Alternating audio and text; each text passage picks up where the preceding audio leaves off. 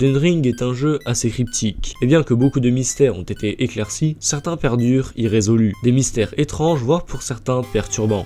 Par exemple, avez-vous déjà remarqué que la traque vipère, l'arme qu'on nous donne pour éliminer Rykard, n'a aucun sens? Déjà, elle se trouve sur un cadavre dans une position assez particulière, comme s'il s'était agenouillé avant de se faire carboniser. En plus de ça, elle tire des rayons d'énergie, donc elle devrait appartenir à un ennemi plutôt puissant. Et bizarrement, aucune mention de l'arme ou de son porteur dans le lore. Serait-ce car cette arme n'appartient pas à l'univers d'Elden Ring, mais plutôt à un autre jeu de From Software?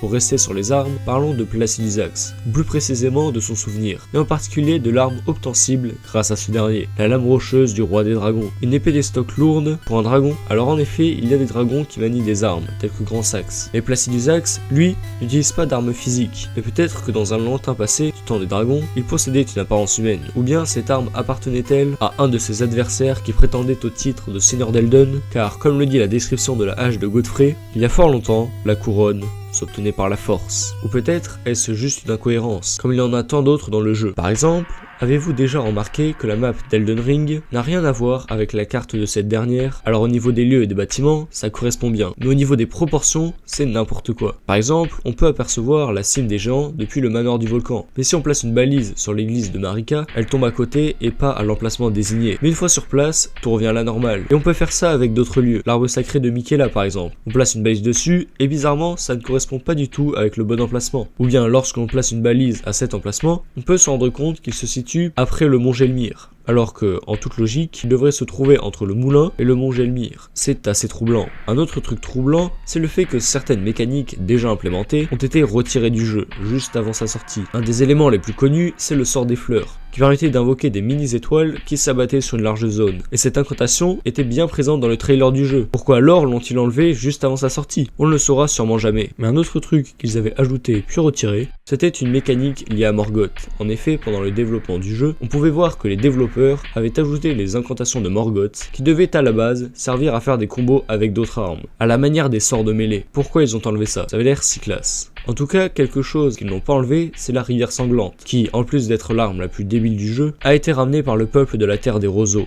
qui sont arrivés dans l'entreterre à l'aide de bateaux, comme on peut le voir sur la carte du jeu, et bizarrement aucun signe de ces navires, à moins que l'on observe attentivement le trailer du DLC.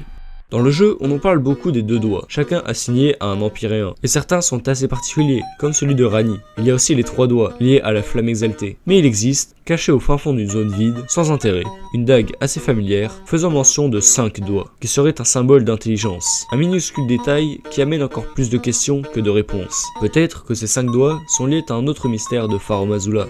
Dans l'arène de Malekith, on peut voir un étrange symbole sur un des murs, accompagné d'une statue, représentant des personnages qui n'apparaissent qu'à cet endroit. Ce symbole fait bien sûr penser à celui du cercle d'Elden, mais avec beaucoup plus de runes majeures. Peut-être qu'il s'agit de l'Elden Ring du temps des dragons anciens, puisqu'il se trouve à Farum Azula. Mais bizarrement, il peut être retrouvé sur un plan bien précis du trailer du DLC, juste là, sur cette lance. Dans la capitale de Lindel, il existe un lieu assez étrange. Premièrement, on ne peut y accéder que via un piège placé sur une des tours de Nécrolimbe. Ensuite, tout ce qu'on y trouve, c'est un golem gardant un talisman. S'il n'y avait que ça, ce serait un lieu comme les autres. Mais avez-vous déjà remarqué que ce pont ne mène nulle part? Certes, il est effondré, mais si l'on regarde dans son prolongement, il ne pointe vers aucun lieu majeur. Encore plus étrange, le site de grâce à proximité est nommé le Pont Divin. Comme si nous, simples sans éclat, ne parvenions pas à voir ce qui nous est sûrement dissimulé.